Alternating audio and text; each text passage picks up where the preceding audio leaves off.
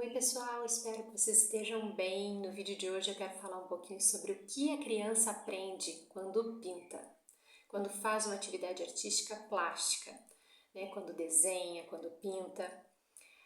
Vocês de cara já podem dizer para mim assim, prof, eles estão se divertindo, eles estão desenvolvendo a coordenação motora, eles estão trabalhando a concentração, eles estão aprendendo sobre cores, sobre técnicas. Mas e se eu te disser que ele está aprendendo muito mais do que isso? Bom, a primeira coisa é que tem uma diferença muito importante entre resultado e experiência.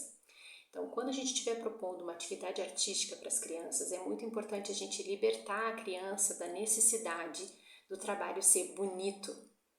Porque quando a criança ela não precisa alcançar um determinado resultado, ela pode se entregar para a experiência, ela pode se entregar para o processo. Se ficou muito legal, uau, que bom, cheguei lá. Mas se não, o que eu vivi durante esse momento? Né? Essa concentração, o lidar com essa frustração, lidar com os imprevistos, tudo isso dá maturidade emocional para a criança e muitas vezes a gente nem está contando isso como parte dessa experiência. Bom, a outra coisa é que durante o processo artístico de pintura, de desenho, às vezes a gente acha que a criança está participando só com as mãos, ou com o braço, ou com a visão, ou só com esses três elementos basicamente. Mas na verdade, o Steiner ele nos conta que a gente não tem só 5 sentidos. Segundo a antroposofia, são 12 sentidos. E muitos se colocam em ação, em movimento, em desenvolvimento durante um processo artístico de pintura ou de desenho, né? O corpo todo ele participa desse processo, então é um desenvolvimento muito mais profundo. Uma outra coisa que talvez não esteja tão óbvia é que quando ela precisa escolher coisas, a quantidade de água, a cor, o tipo de material, o tipo de papel, que horas você vai colocar os elementos, se ela vai seguir a regência do professor, se ela vai ser mais intuitiva, tudo isso está dando autonomia para a criança no processo dela de desenvolvimento artístico. A arte, ela convida a concentração por uma estratégia muito interessante, né, que é a estratégia de encantar-se, apaixonar-se por algo. Principalmente para as crianças no segundo setênio, né, que estão ali no primeiro ciclo do fundamental, dos 7 até mais ou menos uns 11 anos.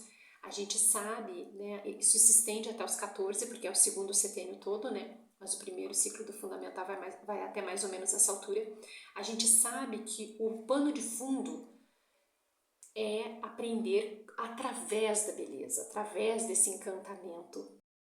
Por último, mas não menos importante, quando a criança ela reúne seus materiais, seu desejo de se expressar, mesmo que tenha uma condução de um adulto, isso atravessa ela, né? Isso passa por ela e ela transforma o mundo através dessa arte. Ela transforma, ela junta a água com a tinta e transforma isso em arte. Ela junta o papel com o giz e transforma isso em alguma coisa. Então, o transformar o mundo também é um aprendizado único, maravilhoso, dessa oportunidade de se expressar através da pintura. E eu queria terminar esse vídeo falando um pouco do nosso papel. Porque muitas vezes a gente cria uma oportunidade muito bonita, muito interessante, e a gente atrapalha.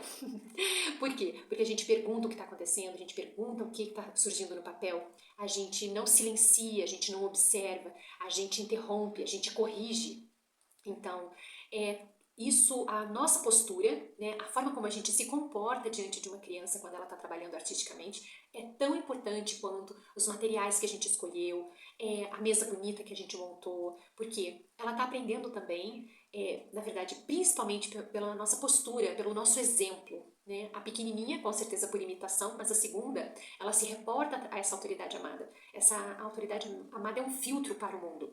Então, a forma como ela se relaciona com seus trabalhos e a postura que ela tem diante de uma atividade artística é um espelho para a criança. Então, a gente não elogiar de maneira vazia, não elogiar prontamente, de uma maneira sem profundidade, sem qualidade, não ficar perguntando, não ficar interrompendo, né? Isso tudo vai fazer diferença para a criança se entregar, não ficar sempre só esperando a nossa opinião, confiar no seu instinto, confiar, né, no seu processo, não ficar esperando resultados, não ficar contando com comparações, porque isso muitas vezes mora nos adultos, a cobrança, de tempo que ficou trabalhando, de comparação com os irmãos ou com outros alunos. Então, eu queria terminar esse vídeo dando essa dica de bom, se toda educação é autoeducação, a gente também observar muito como a gente se comporta quando a gente propicia esse tipo de ambiente para a criança, né?